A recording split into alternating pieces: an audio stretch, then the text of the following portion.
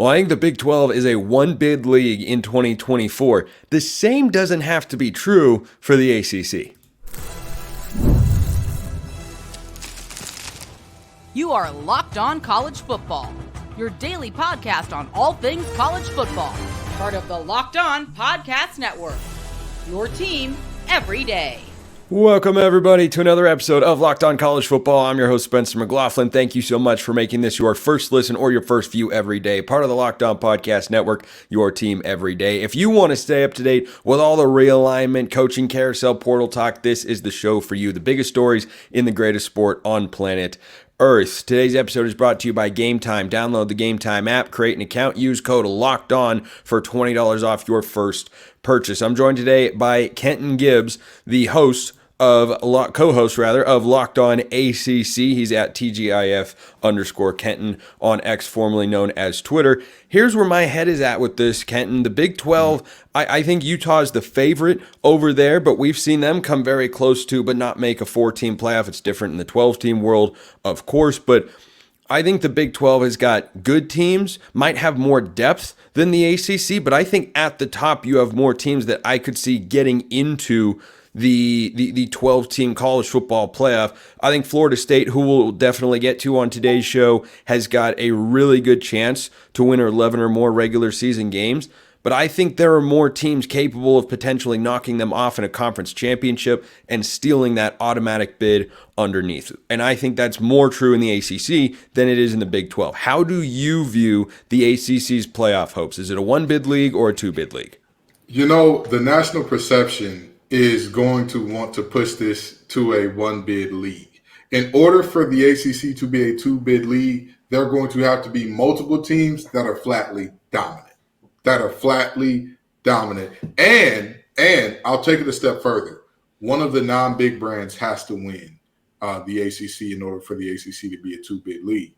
If Florida State or Clemson win it, chances that we're a two-bid league, not very high, especially if that Florida State-Clemson game is not close or whoever loses that game does not have themselves a very fine season as well. If you're looking at a world where you say, Kenton, what's the best path for there to be two bids out of the ACC, right? And this is, of course, purely hypothetical. I'm not saying that they do this, but let's say a Syracuse, first year under Coach Fran, they just go crazy. Kyle McCord lights the world on fire and has a revenge tour like nobody's ever seen.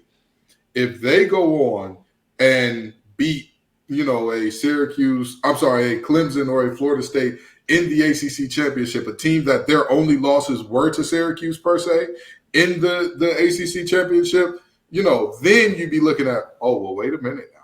Hold on, wait a minute now. Or their only loss was a regular season loss plus the conference championship. You look at an NC State that they play Clemson, but they avoid Florida State, a much more realistic scenario, right?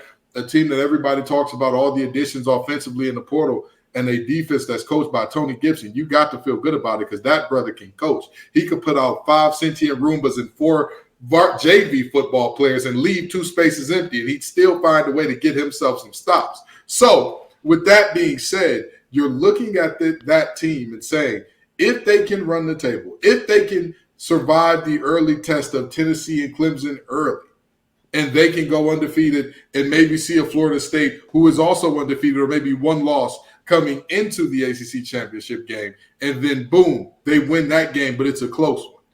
You could see a two-bid. But again, I don't think it's likely simply because the feeling around the ACC is one of your best team wants to leave.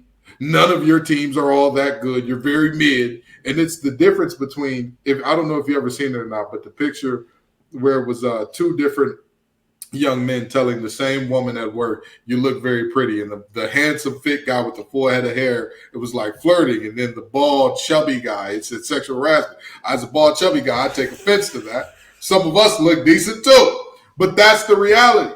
A lot of other conferences, the Big Ten, with all of the giant pack of mid that the Big Ten West was for years. Really, even the Big Ten East outside of Michigan State, Ohio State, when they lose to each other, when there's an upset in there, oh man, that conference cannibalizing each other. When the SEC, when they found a way, somebody lost to somebody else. Oh man, the conference is cannibalized. Well, just look at Tennessee a year ago. Tennessee kept being in the top 25, even though they had these horrible losses. I mean, they lost to Florida by 13 points. They were beaten back-to-back weeks against ranked teams that were actually good, something like 76-17. They were getting absolutely blasted, but they remained in the top 25 because that is indeed the narrative, and that's something the ACC and the Big 12 have to fight. And I think the ACC can be in a slightly better position to be in that spot to push back against that narrative because of what they have at the top. I think the Big 12 at the middle and the bottom is stronger, but I think at the top you have more teams that I trust as being capable of getting to the playoff. But back to your point about the 2 bid and everything that has to go on there, I don't agree with your proposition that it has to be a non-traditional power there, because imagine this sort of world. Let's say everything goes right for Florida State and Clemson. They both go 11-1, for instance. They meet in the conference championship game. If one wins in the regular season and one wins in the conference championship game and they have split their meetings, that 11-2 team is going to have a really, really good case, especially if it is Clemson, because who does Clemson open with to begin the season? They open with Georgia. Yeah. I mean, you can't get a bigger platform to start your season right now than playing Georgia, because Michigan, the reigning national champions, they're not the same. Alabama's not, the same, and they don't have a big or a high profile non-conference game in the first week. Clemson can come out, make a statement right here, right now, that we don't need to add transfers. They haven't added it looks like a glitch on the 24/7 Sports website when you go on there and you see, there's no transfers coming in for Clemson. None, not a single one. They've got a top 20 recruiting class, but there no transfers, not a single one over there. But Kate Klubnik is back. Dabo Swinney is still there. That's where I come at it with the ACC has a better chance to be a 2-bid league. So here's my only problem with that proposition. And this is, I know Florida State fans, I know Clemson fans are going to get real mad at me for this one. I want to ask you this question, Spencer, and I mean this with every bit of genuineness in me.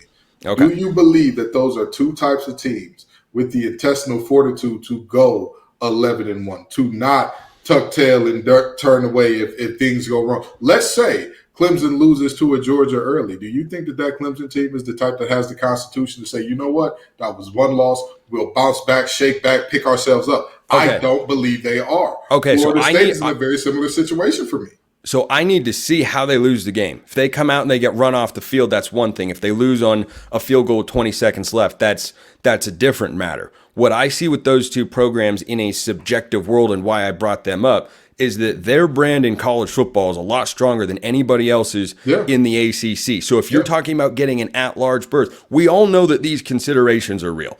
Everyone doesn't have to like them, but these debates that we've had for years over the 14 playoff, it's all going to continue in the 12-team playoff, just in a different context. And I think that Clemson and Florida State, either one of them with 11 wins, if they're able to get there, that is an unquestioned if. But if they can get to that spot, I think they can both make it into the college football playoff. Or another scenario is, let's say Florida State goes 12-0 again, and they play NC State, for instance, in the ACC championship game. And NC State has done some really nice things this offseason.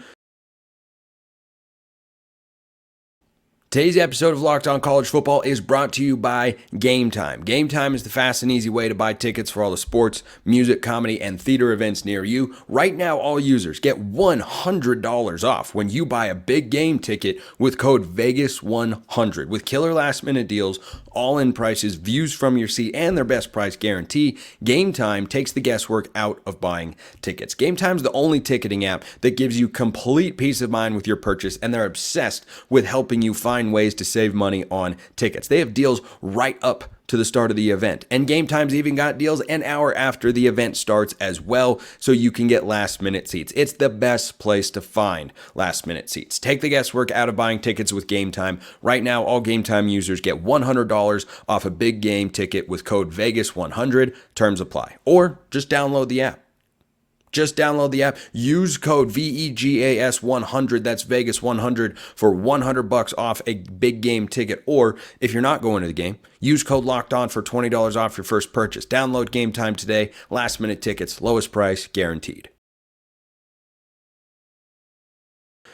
I think that NC State could beat a Florida State if they're playing good football under Dave Doran there, and then get into the playoff and take the automatic berth. But then Florida State at 12 wins would certainly get in.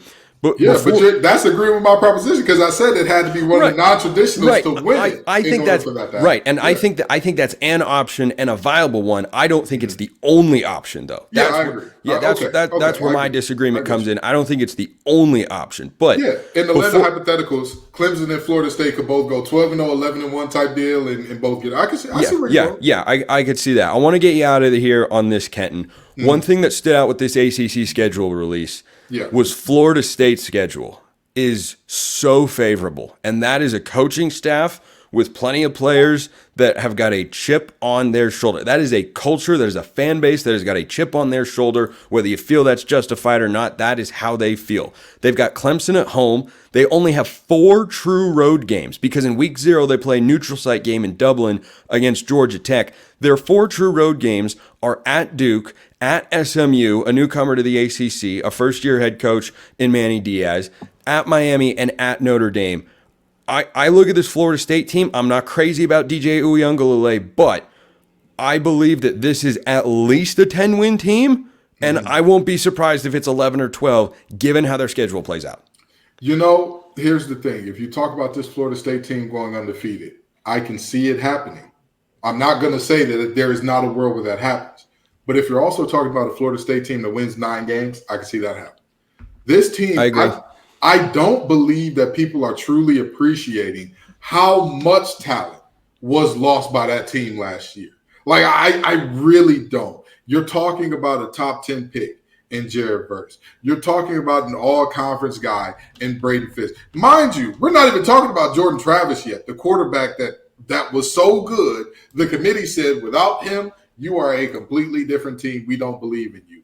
Top 2 running backs, top 2 receivers, top tight end, so many pieces left. And quite frankly, Florida State fans get mad at me. And y'all know, I'll get on there. And if I'm wrong, hey, I will tell you, I will bend the knee, unlike Mario Cristobal, and say, I was wrong. I'll say it. But I don't believe that this Florida State team is being the standards are not realistic because of an amazing season. I think that they're still at that point where they're on the precipice of becoming a team that no longer has to rebuild. They can just reload. I don't think they're there yet. I think that this is maybe not a stripped down to the studs rebuild, but it's a little bit of, remodeling the kitchen, a little bit of stay out of here for the next couple months type deal. Yeah, they do have a top 5 transfer portal class, number 3 in the country on 24/7 Sports. They went and kind of pilfered that Alabama roster as best they could, so I think they can still be a talented team, but time will tell how good they will be. Kenton Gibbs, host of Locked On ACC, thanks for stopping by on Locked On College Football. Absolutely. Getting Spencer McLaughlin to laugh is by far my greatest accomplishment in life. People say, it must have been becoming a captain. It must have been winning the state championship. It must have been getting the scholarship. Getting Spencer to laugh, the sole greatest joy in my life. Great to see you, brother. Appreciate that, man. FSU is not the only team doing things in the portal. We're going to check in on Oxford here in just a moment. From one guest right into another, I'm joined by Stephen Willis of Locked On Ole Miss to talk about the team whose offseason I might love the most of any team in all of college football. That includes Oregon, by the way. I think Ole Miss and Lane Kiffin are building the best team he has had since he has been the head coach in Oxford. And there have been some good teams. This is an Ole Miss unit that just went 11-2, won a New Year's Six game against Penn State. That's no small feat. Penn State's been really good on New Year's Day under James Franklin in the past. I think that Ole Miss is doing a fantastic job. When you look at, the fact that they've lost Quinshon Judkins, and I don't feel like their offense is going to skip a beat. In fact, I feel like it could be even better, because they have brought in key portal additions. They've got Jaxson Dart coming back at quarterback. You, of course, still have Lane Kiffin there. They add guys like Walter Nolan on defense. Steven, this is the first year where I legitimately feel Ole Miss has a standard that includes getting into the SEC championship game. And I don't think that that is an unrealistic expectation, given that it's year one for Alabama. LSU is having transition on their defensive staff. They're trying to figure everything out down there. And the season that Ole Miss just had, what I think they're capable of next year, everyone they've brought in this year, everything that's been invested, that's where my mind is at. How are you feeling about the Rebels down in Oxford?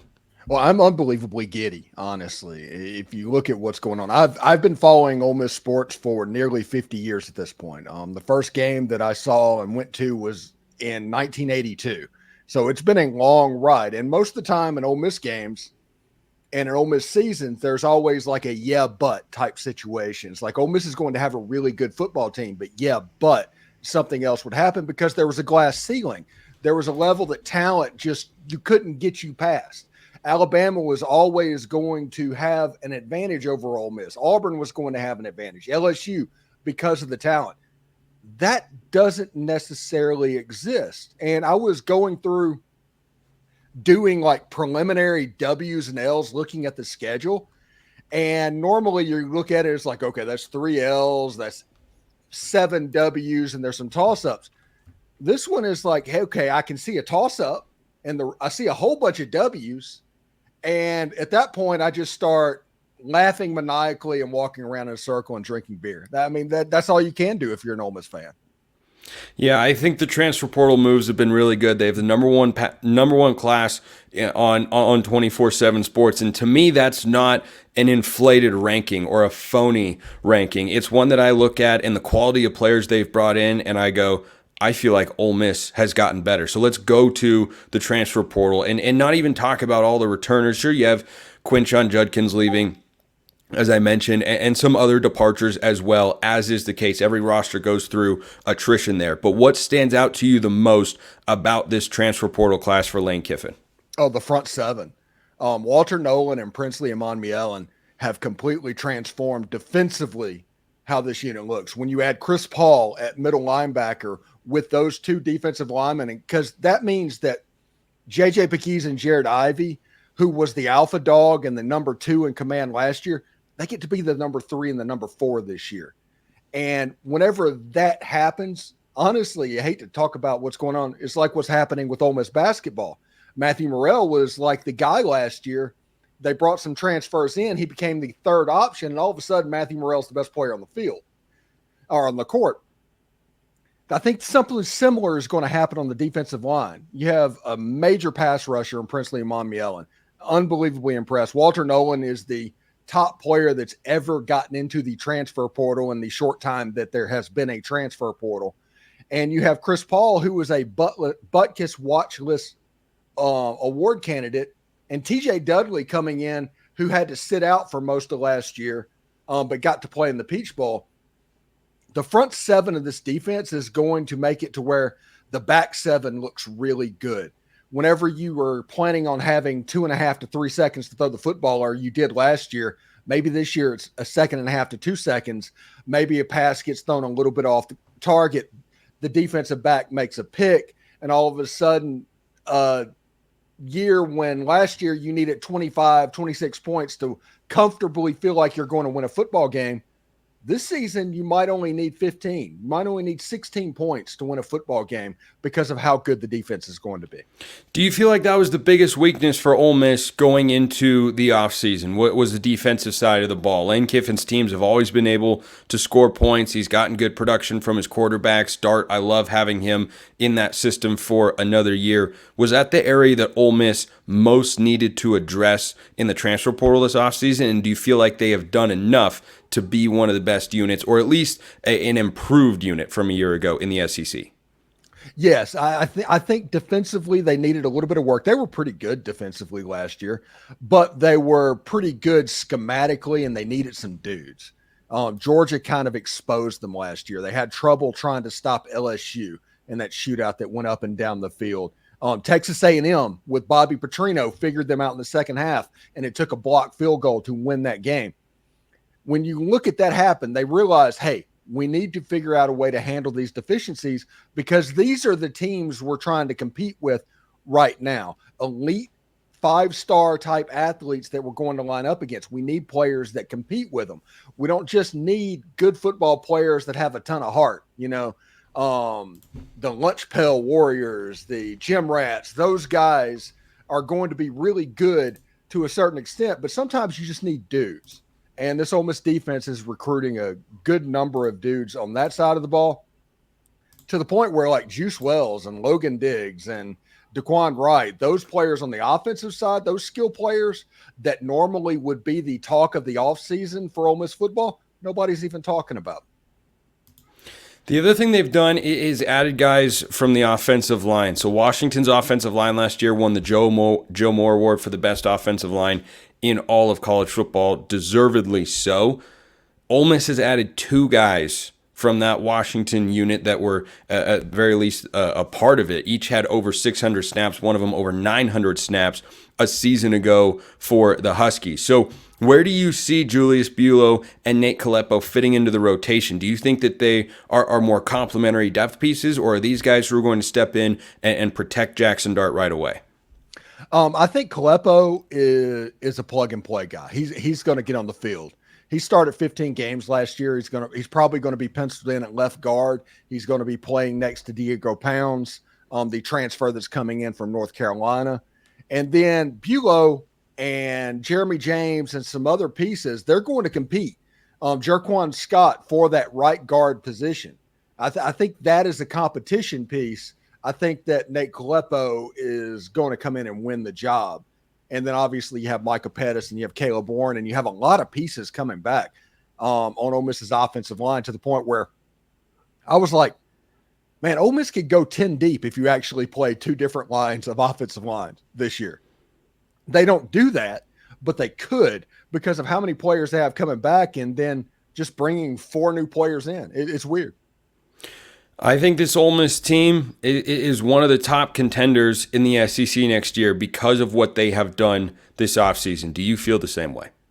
Yes. I think that FanDuel has it right whenever they put out their early lines for the games of the year that they did. They have Georgia and Ole Miss was a line that they put out. I think that has a chance to be the typical Alabama LSU type premier game, the Florida Tennessee from back in the day. That has a chance to be this year's game, the Georgia Ole Miss game, and it could be for all the marbles in the regular season and get to Atlanta. Stephen Willis, Locked On Ole Miss. Appreciate the time. I am just as high as he is on what is happening down in Oxford. We'll definitely have him back on before the season ends. If you want Ole Miss content, YouTube and wherever you get your podcast, go check him out. Stephen, thanks so much. All right, man. Take care, and I love the fact that we have a Locked On College Football. This is awesome. Greatest sport in the world, bar none, and still more to get to on this wonderful, wonderful Friday.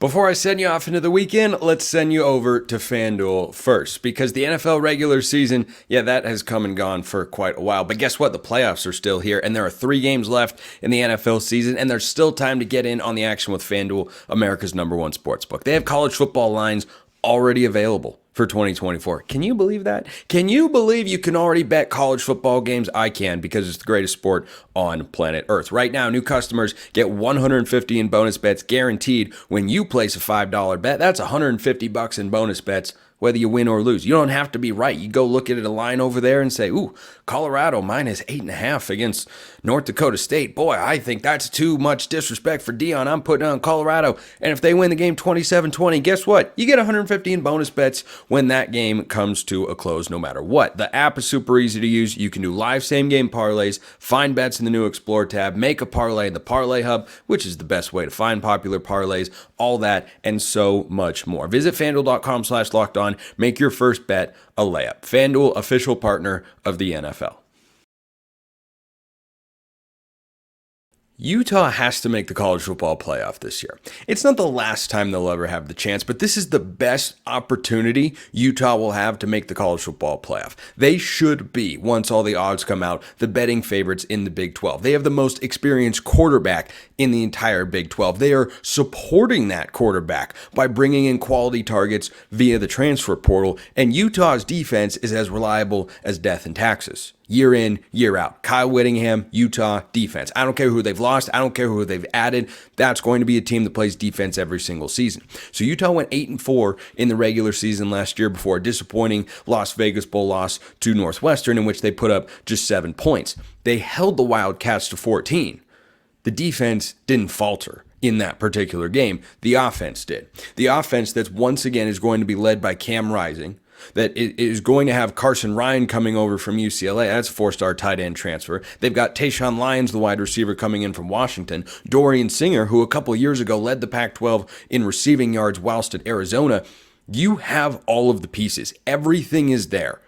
And the Big 12 right now is as vulnerable as it is going to be, because the teams that came up from the G5 ranks, BYU, Houston, UCF, and Cincinnati, I don't suspect that they're going to go downhill. They could level off in their production and their quality every year, but I suspect, and history tends to show you, Utah knows this, going back to their Mountain West to Pac-12 transition, you go on an upward trajectory as you get acclimated to the Group of 5 level, and you win more games against quality teams, able to bring in better players, etc., etc. So the Big 12 this year is going to have Utah as the favorite. Arizona is one of the teams that everyone's looking to be one of the favorites. They've had a couple of key transfer portal departures, all conference caliber guys, one of whom, a defensive back, could very well be headed up to Washington to join Jed Fish. But there's a new coaching staff down in Tucson, and I like Arizona. If you have Noah Fafita and Tetairoa McMillan, there are a lot of solid pieces there. But there are also some notable departures from that team that went 10-3 a season ago. And if you're asking me who's had the better offseason so far in terms of adding rather than subtracting talent to the roster, the answer is Utah. And I think Arizona has done some nice things, but I think that Utah has done a great job. They've got a seventh-year quarterback who is, at worst, when healthy, the third best quarterback in the Big 12. So when you look at where this league is at, a couple teams are still kind of in that, hybrid G5. I mean, the 4 newcomers, only one of them made a bowl game last year, and UCF lost their bowl game. Not a single one finished with a winning record. They could be poised for a jump in year 2, any one of them, but multiple? It seems kind of unlikely at this point in time. Colorado is being wildly undervalued in the betting markets with a win total of 4.5. But are they ready to be a 9-10 conference contending winning team? Vegas tends to know things we don't. Doesn't mean Vegas is always right. Arizona last year had a win total of 4.5. They were in the running to make the Pac-12 championship game, ultimately came up just 1 game short. But that's a pretty difficult thing to obtain. And I think Colorado's schedule is manageable, and they're an easy over 4.5. But do I think they're suddenly at Utah's level? I think they might have a higher level player at quarterback in Shedeur Sanders. To me, that's the best quarterback in the Big 12. But the next one is, it's between Cam Rising and Jalen Daniels. And Cam Rising is a guy who the last 2 years that he has been healthy in college football won a Pac-12 championship, played in the Rose Bowl. And that was a conference that is better than what the Big 12 has now. So when you look at the weapons they're bringing in, their consistency on defense, the continuity on the coaching staff, the veteran quarterback that they're going to have back there, this is the best chance Utah will have had to make the playoffs since they were 1 game away from probably doing so in 2019. And what happened in that game? They played Oregon in Santa Clara, the last Pac-12 championship played there. It was not a great environment. They moved it to Vegas, then the conference imploded, so why am I bringing it up? I don't know, it's nostalgic perhaps. They were 11-1 going into that game, and that is what Utah should be going into the Big 12 championship game. With where this conference is at, with where Utah is at, the personnel moves they've made, who they've got coming back, this is the best shot for Utah to get into the playoff. And I think this is probably a 1-bid league. I think if Utah gets there and is 11-1 and they lose to someone else in the Big 12 title game, I don't think it's a lock that they get left out. I do not think it is a lock. I think it's a real possibility that at 11-2, a Big 12 team could get left out over, an 11-1 or a 10-2 Big 10 or SEC team. And you've got all the auto bids in there. I don't think the Big 12 is a 2-bid league in 2024. I don't think you've got enough teams that are going to perform at a high level. They had 0 teams from the current Big 12 that finished in the AP or college football playoff top 10 to end last season. That conference right now, of the 4 power leagues, which it legitimately is, it is a wildly high step above the Mountain West or the American Conference. I am not disagreeing with you there. I do not think it's a glorified G5 league, but it is clearly a notch below where the other leagues are. I think it's pretty close to the ACC. I think there's better depth in the middle and towards the bottom. But for Utah, their expectations should be sky high. These should be the highest expectations Utah fans have had for their team in quite a while. And they're going into a conference where the Holy War is now a part of their annual conference, or at least I'm fairly certain it is. If it's not, it certainly should be. But I'm pretty sure that matchup is going to be protected. And that game alone could be a place where Utah stumbles. It could, because it's a rivalry matchup, and that sort of stuff can happen there. But the Utes' opportunity is so great that it is not crazy to say for a team that has never made the college football playoff that it is college football playoff or bust. You've got a 7th-year quarterback. Who was in the playoff a season ago? Jalen Milroe was in his 3rd year of college football, his 1st year starting. Michael Penix was in his 5th year of college football. They got by Oregon and Bo Nix, who was in his 5th year of college football. Quinn Ewers, J.J. McCarthy wasn't their first go-around either. You've got the most veteran quarterback you could possibly have, and all the other pieces and the schedule, everything lines up for Utah to get into the playoff. And if they don't get there, that is a disappointing season for the Utes. Appreciate everyone listening. I will see you next time, and until then, hope you have a wonderful rest of your day.